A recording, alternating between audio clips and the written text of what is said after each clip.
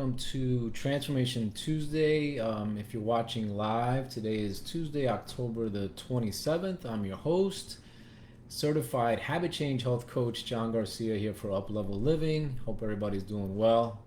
A quick disclaimer: anything you hear on this, webinar tonight is for entertainment purposes only. I'm not a doctor. I don't diagnose or treat illnesses. So before you make any changes to diet or medications, make sure you always see your doctor first. This is supplemental information.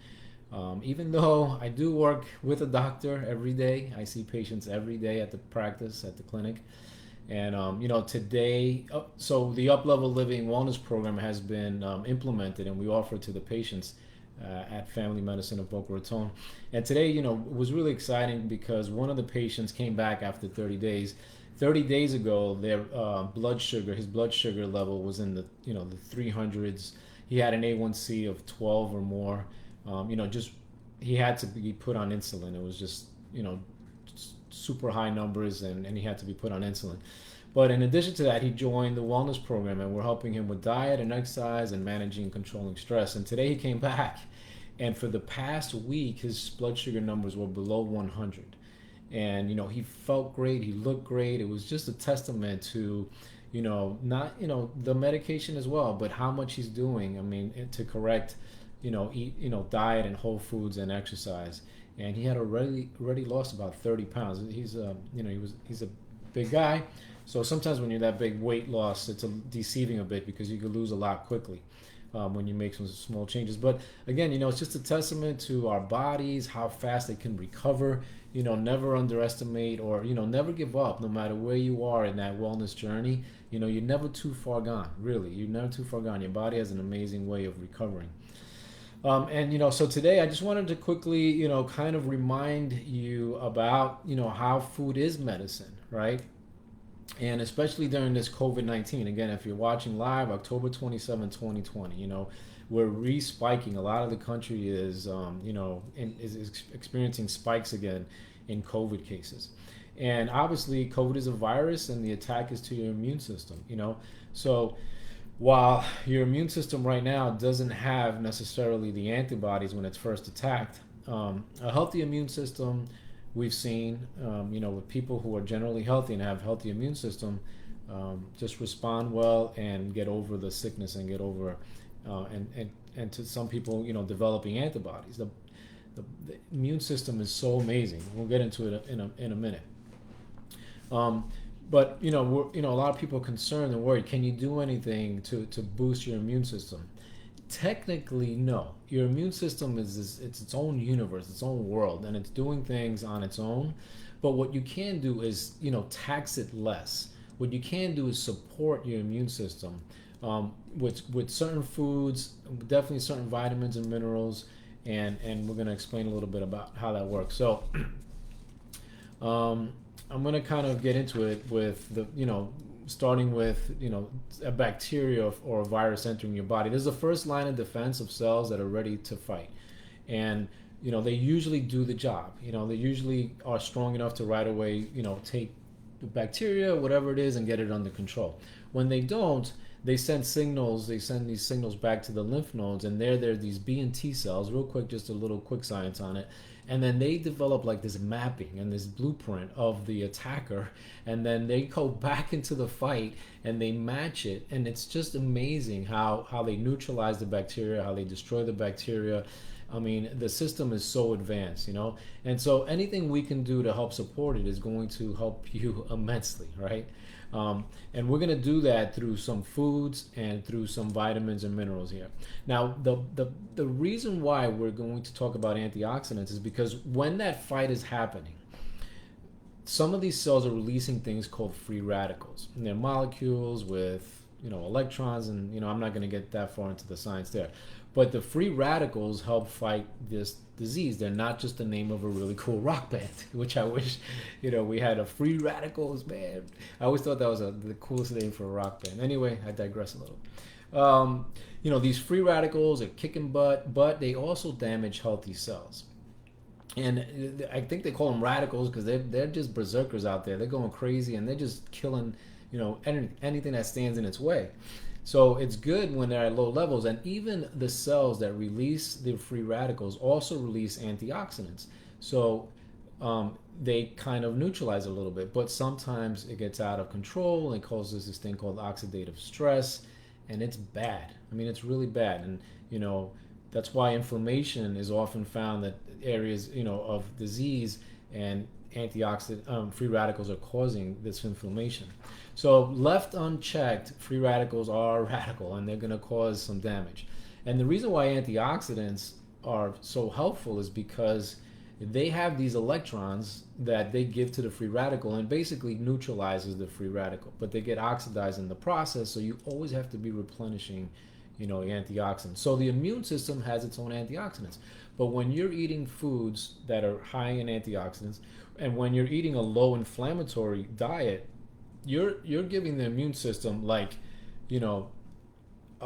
they're just super ready for whatever comes. They're not being taxed all the time. They're not being used all the time, because they're not fighting this extra battle with a poor diet or with low vitamins and minerals. All right, so that's the kind of the setting the groundwork here for this. Now, where does 80% of your immune system live? It lives in your gut. So it makes sense, right? Most of the bacteria that we get into our body comes in through our food. I mean, what we eat, when we put in our mouths. I mean, that's the bacteria hole. That's why it's so important to eat these good foods. But it's coming in through your mouth, so it's going. The acid obviously in your stomach helps neutralize and destroy a lot of the bacteria. But whatever doesn't and gets through, there is your immune system in your gut lining waiting to do its job. So it goes to figure that if you have a good digestive system, you're going to have a good immune system. So what's the opposite of that? Well, if you suffer a lot from acid indigestion and GERD and diarrhea and constipation, you probably don't have a great digestive system going on. So the first thing you want to and then if you're poor digestive system, then you're probably not absorbing vitamins and nutrients. And if you're not absorbing vitamins and nutrients, you're not getting antioxidants, right? It all works together. It's amazing how it all works together. So the first thing I would tell you is to see where your level of health is when your gut, and trying to fix that. Now, this lesson is not about that, but again, I just want you to understand, if you're not really doing well with your gut and you have a lot of issues, you really that's where everything starts. That's where all your health starts, because that's again where 80% of your immunity and immune system lives. So that's the first thing that you need to do. The second thing is eating a low inflammatory diet. So that's foods that are not highly processed, obviously not stuff that comes like, junk food in bags and high sugars. Sugars, by the way, if you eat just 100 grams of sugar, you can destroy up to 40% or reduce up to 40% of your white blood cells. There's a direct correlation between a high sugar diet and a low white blood cell count. So sugar, bad again. This is, sorry sugar, but there's very few instances where sugar has any benefits at all. So you're gonna definitely low sugar, low processed foods, red meats. Definitely the saturated fats are better. The unsaturated fats are better. The saturated fats are not as good. Eat them in moderation. And then I hate to say it, but pastas, breads, and rice, that stuff is just all turning into sugar ultimately. And some of it, especially rice and sugar directly, they're just high glycemic, turning into sugar quickly, creating toxins in your body, creating inflammation, taxing the immune system. So the immune system, and also even cholesterol being sent out, your body's just on fire, and it's just doing everything to control it. So imagine on top of all that, all of a sudden you get hit with a virus. All of a sudden you get hit with bacteria, right? Your immune system's already pretty taxed. So the goal is to eat a low inflammatory diet, number 2. Now, I'm going to give you some of the foods that that I came across here right from the journal, and the vitamins that they provide, because these vitamins help with the antioxidants. Okay, so vitamin E is going to be super important. Now, the reason why I'm going to give you both is because yes, you could take high doses of vitamin E supplements, and you can do, even IV bags at the doctor's office. We do that.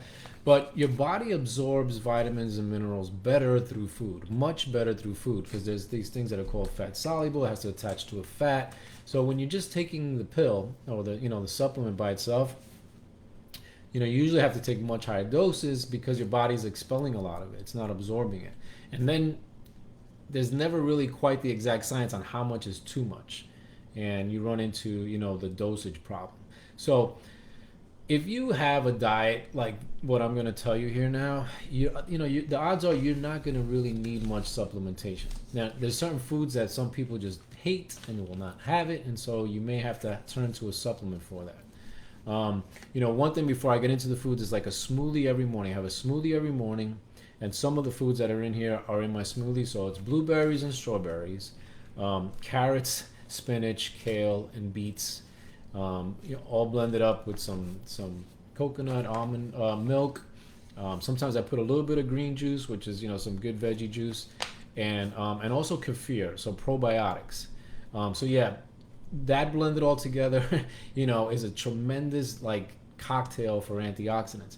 And by the way, at my office, we offer something called a carotenoid scan, and it's a scanner for you. You basically just put your hand on it, carotenoid scanner, and it measures, basically the level of your antioxidants in your body. And my level was pretty good. It was strong. It was positive. It was in a very good area.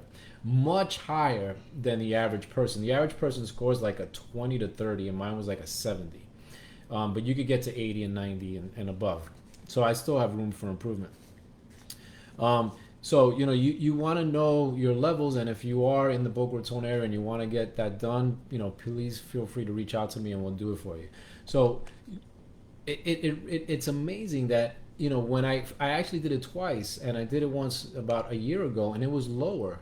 And the only thing I've done is just been very consistent with my smoothies. I eat a salad for lunch, and I usually have veggies for dinner too. And I don't always eat super healthy. If you guys know me on Facebook, you see all this stuff. But it's 80-20, right? Most of it is on the healthy side of the plate. But, really just doing these smoothies and having some supplements that I'm going to go through here has really raised that needle. So there's no doubt, there's proof that there is a direct correlation between a high antioxidant, low inflammatory diet and then the antioxidants that are found in your body. Okay, so vitamin E, it's fat soluble again, so it needs a fat to be digested or to be absorbed by your body.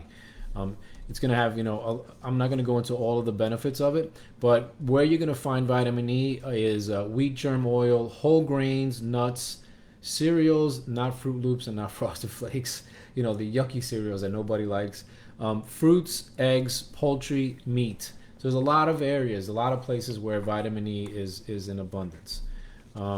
Vitamin C, right? We all know it. Take it when you're, why do you take it when you're feeling a cold? They always tell you if you have a sore throat, this and that, because it's great for your immune system. It's strong in antibodies, antioxidants. I wish antibodies, but it's anti-carcinogenic. I mean, it helps with so many different things. So about 2,000 milligrams a day. Where you're going to find it is obviously in fruits, green vegetables, and tomatoes. Tomatoes are really high actually in vitamin C. Those are your three main sources for vitamin C. Drinking a lot of orange juice is not really the good answer. Orange juices for the most part are full with a lot of sugar at higher dose, just higher concentrations. So just again, eat the fruit, eat the orange. It takes an extra second, but it's a better way to consume it. Beta carotene. So I always put carrots in my smoothies. I don't like to eat carrots. So I just don't like the aftertaste of carrots and celery. But carrots and celery are both awesome. So put them in the smoothie, blend it up. You don't even taste it. And so a lot of these other foods, if you don't get them naturally, or if you don't like to eat them whole, put them in a smoothie. A smoothie habit is a great way to get around some of these foods that you may not like. But carrots, green plants, squash, spinach, kale, those things are great for beta carotene. Lycopene, it's a carotenoid, so that was again what we measured, with the scanner. Lots of antioxidant properties, and you're going to find these mostly in tomatoes. So it's a high, dose, dense in tomatoes. Um, even cooked tomatoes, tomato juice, tomato sauces. Really, some people have trouble with tomatoes, and I'm sorry if that's the case. There's probably some other things that need to be fixed in your digestion. But tomatoes, I eat a lot of tomatoes. I put little cherry tomatoes in all my salads, and oh, sorry, excuse me a second. And they're going to deliver that lycopene that's so important. Selenium is a trace mineral that's found in soil, water, vegetables, and these are some of the foods that have selenium: garlic, onions, grains, nuts, and soybean. I know I'm going a little bit quickly, but I'm going to have this video, and this blog post on the website, so you can always access it and watch it anytime. So if you're not keeping up with notes, don't worry; it's all going to be in the notes of the video. It's great for gastrointestinal disorders. I mean, selenium is a powerful mineral. It's really, really awesome. It's been touted in, a lot of different areas. I need to look for more of this. I do eat a lot of garlics. I love onions. I love nuts. I eat nuts all the time. So I'm probably getting my fair share. It's also in seafood, meats, liver. So again, seafood is another great source for a lot of things that are on here. Flavonoids. So flavonoids are in most plants. They kind of give color as well to plants. Some of the places where you're going to find flavonoids are green tea. So green tea, is super anti-inflammatory and antibacterial. I mean, they literally have applied green tea ointment to people with infections, even STDs and things like that, and it's actually made it go away. It's that powerful. So green teas, grapes, and here's some good news, guys: red wine. So red wine is high in flavonoids. You probably would have to drink way too much red wine though to get you're full of flavonoids. So it's again moderation, and it's all of these things combined, not just one source. Apples, cocoa. So dark chocolate, unsweetened dark chocolate is great. And for so many reasons, magnesium as well. So go for that as much as you can. Ginkgo biloba, soybeans, berries, onions again, and broccoli. So again, you're hearing some foods that you may not have on your plate as often. And food is medicine. We want to have our immune system as powerful as it can be. Omega-3s and omega-6 fatty acids, essential long chain fatty acids. Your body doesn't synthesize them, so you have to get them from food. You can find that obviously you probably fish, salmon, tuna, halibut, sardines are all great. Krill, algae, walnuts, nut oils, and flax seeds. And flax seeds have tons of other great benefits as well. So these are all great, super high antioxidant foods. Vitamin D is also very good for your immune system, and zinc. And I should have probably gotten some foods there for you to do that as well. So I just kind of want to wrap up, with telling you that again, your immune system is an incredible thing, and it really doesn't. You really can't do anything to help your immune system be better. But what you can do is tax it less. What you can do is support it with antioxidants. So like we said, when free radicals are out of control, the antioxidants are able to neutralize them and create the balance that it needs. Your immune system goes back to reset, gets ready to do its job. If you have any questions, we're going to definitely dive deeper into all of this. I mean, I'm not even scratching the surface, but I wanted you guys to understand that, food is medicine. It's functional, and there's a lot of foods that I just went through here, and if they're not part of your diet, why not? Ask yourself, why not? We need to, move in that direction. We need to make that the 80% side, and the 20% side is the pastas, the rice, the sugars and everything else. Just keep that to the minimum, and your body is going to respond, and it's going to recover, and your immune system is going to be there for you when you need it. And that's what I want for you guys. So thanks for tuning in tonight. It's an awesome Transformation Tuesday. Again, we'll post a link on our YouTube page and our website so you can watch the replay. If you have any questions, right, as always, is John at Up Level Living.